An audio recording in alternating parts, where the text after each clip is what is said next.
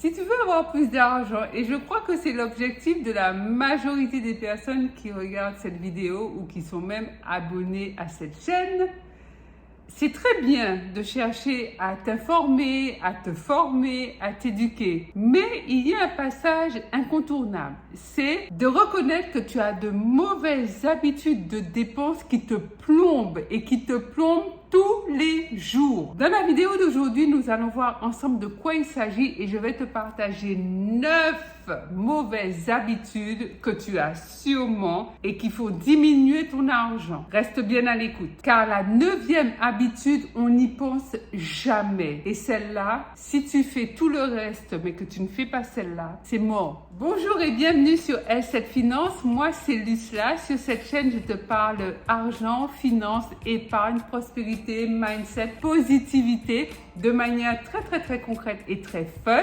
Donc, si l'argent, c'est un problème pour toi, c'est un sujet, tu aimerais bien comprendre comment ça fonctionne, tu aimerais en savoir plus, tu aimerais en avoir plus, ne bouge pas, abonne-toi car cette chaîne, c'est la tienne et parlons finance. Avant d'entrer dans le vif du sujet, je te serais extrêmement reconnaissante si tu prends quelques minutes dans ton temps pour regarder la vidéo que YouTube te proposera juste après celle-ci. Première mauvaise habitude, c'est de ne pas te payer en premier. Dans le livre Père riche, Père pauvre, Robert Kiyosaki nous l'enseigne très bien. C'est-à-dire que si tu as la fâcheuse mauvaise habitude de payer tes charges, ton loyer, ton logement, ta nourriture, ton essence, tes assurances, tes impôts, etc., à la fin, lorsque tu veux enfin te payer, c'est-à-dire mettre de l'argent de côté, comment tu fais? Parce que souvent, il ne reste plus rien. Les riches ont bien compris qu'il faut absolument se payer en premier avant toute autre dépense. Je dis bien avant toute autre dépense. Et c'est la raison pour laquelle ils mettent au minimum 10%, parfois même jusqu'à 80% de leurs revenus de côté en épargne. Je t'invite à en faire de même. Commence par 10%, c'est déjà très bien, car ce n'est que de cette manière que tu sauras que ton argent est bel et bien épargné et n'est pas englouti dans tous les achats, tous les règlements, tous les paiements, tous les respects d'engagement que tu feras tout au long du mois. Deuxième mauvaise habitude, te complaire dans de mauvaises dettes. Les gens font des crédits pour acheter tout et n'importe quoi. Un téléphone, des vêtements, des meubles, des chaussures, aller chez le coiffeur. Ils font des crédits à la consommation, ils payent en 2 fois, en 5 fois, en 10 fois pour toutes choses mais qui ne sont même pas utiles, qui ne sont pas fondamentales et qui ne sont pas essentielles. Pour tous les achats coup de cœur, pour tous les achats plaisir que tu as envie de te faire, moi je ne juge pas. Si tu veux te faire plaisir, libre à toi. Simplement, tu dois payer cash. Tu es tombé vraiment en pamoison devant un Full HD, 4K, 5K, 15K, Samsung, mais écran incurvé, mais vraiment la bête de la bête de télévision, mais tu dois la payer cash, même si elle coûte 4000 €. Oui, même si elle coûte 4000 €. Tu l'achètes pas, tu fais pas un crédit pour aller t'acheter une télévision. Comment tu fais ça? Eh bien, tu calcules le montant de l'achat que tu envisages, tu divises le montant de l'achat par la somme mensuelle que tu es prêt à mettre de côté et ça te donne le nombre de mois que tu devras épargner en vue d'acheter cet objet. Tu économises. Ensuite, tu achètes. Ton porte-monnaie et ton mindset te diront merci. En plus, lorsque tu fais un crédit à la consommation, généralement les crédits à la consommation, les taux d'intérêt sont en général de 6%. En ce moment, les taux d'intérêt augmentent énormément. Je ne suis même pas sûre que ce soit 6%. À mon avis, on ne va pas tarder à atteindre les 10%. C'est 10% d'intérêt, autant qu'il reste dans ta poche. Mais ça, sur un compte rémunéré, ne serait-ce que rémunéré à 3%, là, tu vas gagner de l'argent et ensuite, tu iras acheter ton produit. Troisième mauvaise habitude financière toxique, c'est de ne pas avoir de compte d'épargne de secours, le fameux compte au cas où. En fait, je dis que les gens qui n'ont pas d'épargne, il y en a beaucoup. Il y a énormément de personnes qui n'ont pas d'épargne de côté. En fait, j'ai comme qui dirait une sorte de fascination pour ces personnes-là. Parce que je me demande, dans le monde dans lequel nous vivons, un monde étant aussi économiquement instable, comment quelqu'un, une famille, des gens qui ont des enfants souvent, font pour avoir 0 € de côté? Ça veut dire que s'il se passe un truc, en fait, il faut qu'ils aillent emprunter. Emprunter à la banque, emprunter à la famille, emprunter aux amis. C'est juste pas possible.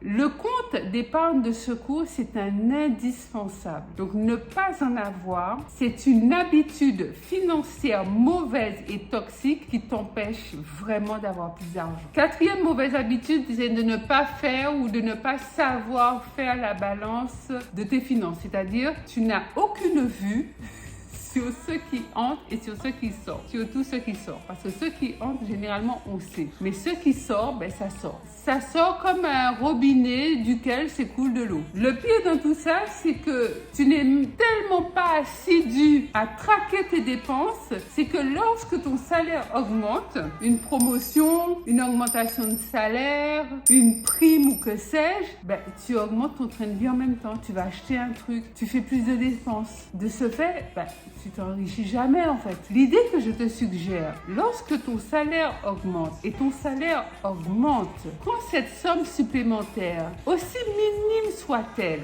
mets-la de côté. Lorsque tu as une prime, aussi minime soit-elle, mets-la de côté. Lorsque tu as un intéressement, aussi minime soit-il, mets-le de côté. Pourquoi c'est facile de mettre ces sommes-là de côté? Tout simplement parce que c'est pas dans ton budget. Tu n'es pas habitué à vivre avec ces sommes-là. Donc ne va pas chercher une dépense à faire simplement parce que tu as gagné plus. Certaines personnes changent de boulot ou ont une promotion à leur travail et hop, ils vont déménager, ils vont aller dans une superbe villa, un beau duplex, ils vont changer de voiture, ils vont changer de coiffeur, ils vont aller plus souvent chez le coiffeur. Enfin, tout ça, c'est upgrader sa life. On peut upgrader sa life, mais à un moment donné, lorsqu'on a beaucoup plus de revenus que nécessaire, là, oui, on peut commencer à aller dans ce que j'appelle le superflu. Mais tant qu'on n'est pas arrivé à l'atteinte de ses objectifs, on n'upgrade pas sa life. On ne change pas son train de vie. Quand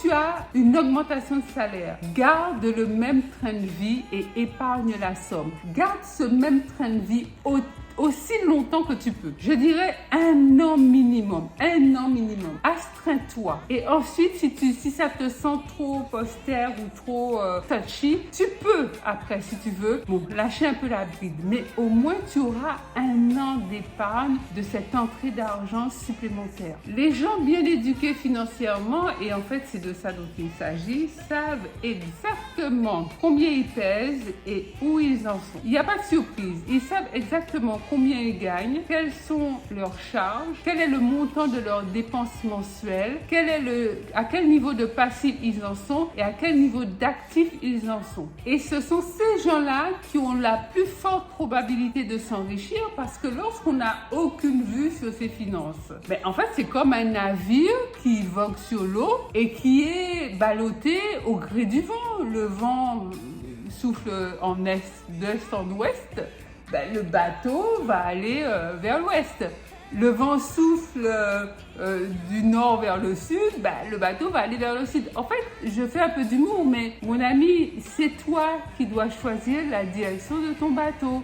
Ce n'est pas le vent. Sois conscient ou consciente de tes chiffres, tes chiffres personnels. Ce n'est pas un jeu de hasard, ce n'est pas au petit bonheur la chance. C'est des vrais calculs que tu dois faire car il s'agit de ton argent. 5e mauvaise habitude, avoir des loisirs hors de prix. Si tu suis mes vidéos régulièrement ou 2 fois par semaine, puisque j'en sors une le mercredi et une le samedi, tu m'as sûrement déjà entendu dire que les médias, les réseaux sociaux, les pubs qui passent à la télé, les pubs dans les journaux et les magazines sont vraiment créés par des experts qui connaissent la psychologie humaine. C'est-à-dire, ils savent nous faire rêver. Ils savent nous faire miroiter une vie hypothétique de bonheur si on a le dernier iPhone, si on part aux Bahamas en vacances, si on fait telle ou telle croisière,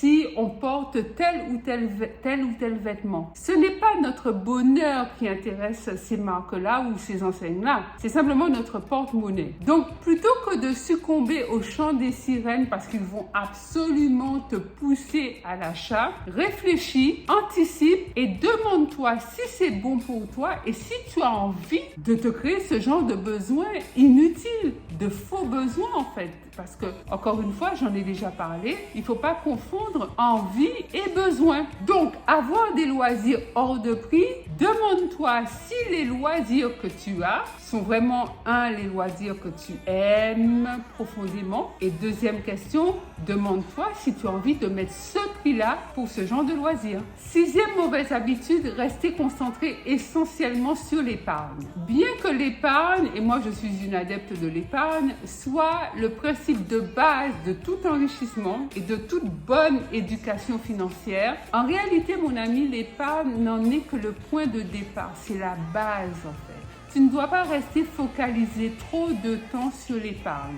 Si tu ne fais qu'épargner et que stocker de l'argent, thésauriser, comme on dit, tu ne pourras jamais t'enrichir. L'inflation viendra te gifler et ton argent ne pourra jamais faire des petits.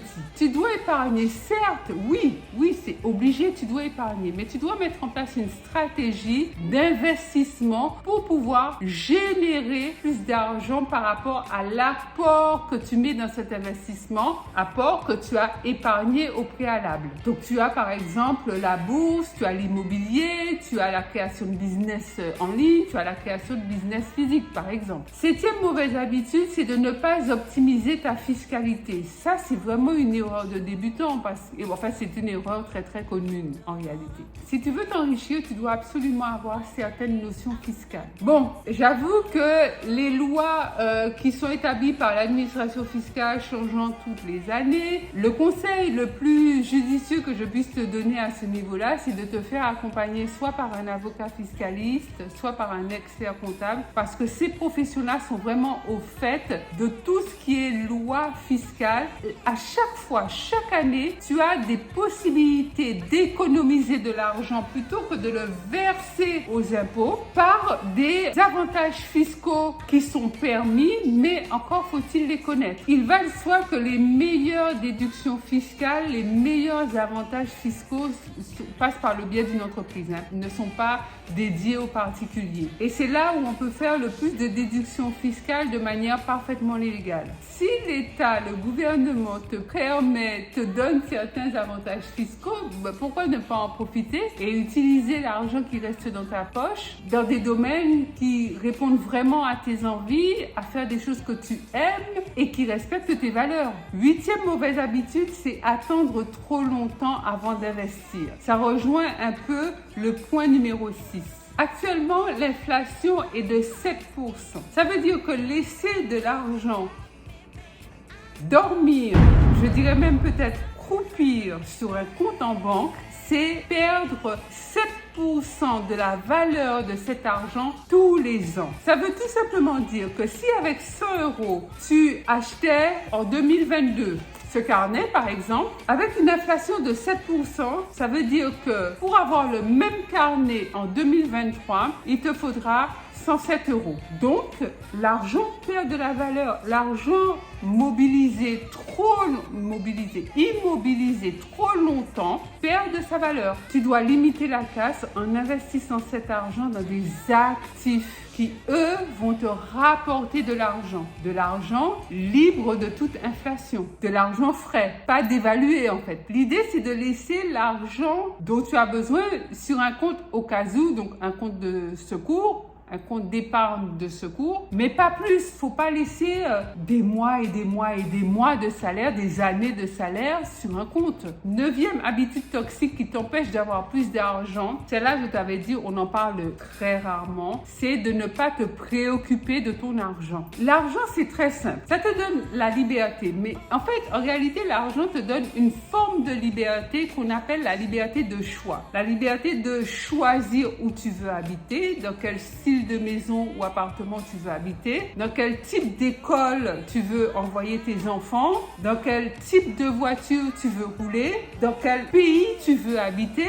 En fait, bref, l'argent t'ouvre énormément de perspectives et d'opportunités. Et cela étant dit, tu ne peux avoir de l'argent et tu ne peux avoir plus d'argent que si tu t'en occupes et si tu t'en préoccupes. Si tu t'en fiches, tu n'en auras pas. Donc mon ami, éduque-toi, forme-toi, car l'éducation financière, c'est un type d'éducation tout comme les maths ou le français. C'est pareil. Je dirais même que, et je dis souvent que l'argent c'est une science au même titre que les maths, la chimie, la biologie, l'astronomie, etc., etc. Donc pourquoi ne pas apprendre cette science? C'est quoi le truc? Pourquoi ne pas vouloir s'éduquer financièrement? En tout cas, je te le dis et je te le rappelle parce que c'est le meilleur investissement que tu feras pour toi et que tu feras également pour ta propre famille. Voilà mon ami, les 9 habitudes financières toxiques qui t'empêchent d'avoir plus d'argent que je voulais partager avec toi. Dis-moi s'il te plaît en commentaire laquelle de ces mauvaises habitudes tu es prête à supprimer définitivement. J'ai hâte de te lire en commentaire. Pense à liker et à partager cette vidéo massivement tout autour de toi parmi toutes tes connaissances et ta famille. Abonne-toi, oui, abonne-toi parce que cette chaîne, c'est la tienne et cette chaîne grandit grâce à toi. Comme on dit en Guadeloupe, c'est Grandiri qui a fait ça, donc je compte sur toi, abonne-toi. Tu peux me rejoindre tout de suite sur Instagram sur L7 Finance. Autrement, je te dis à mercredi et à samedi ici même sur YouTube pour de nouvelles aventures financières. Bye bye.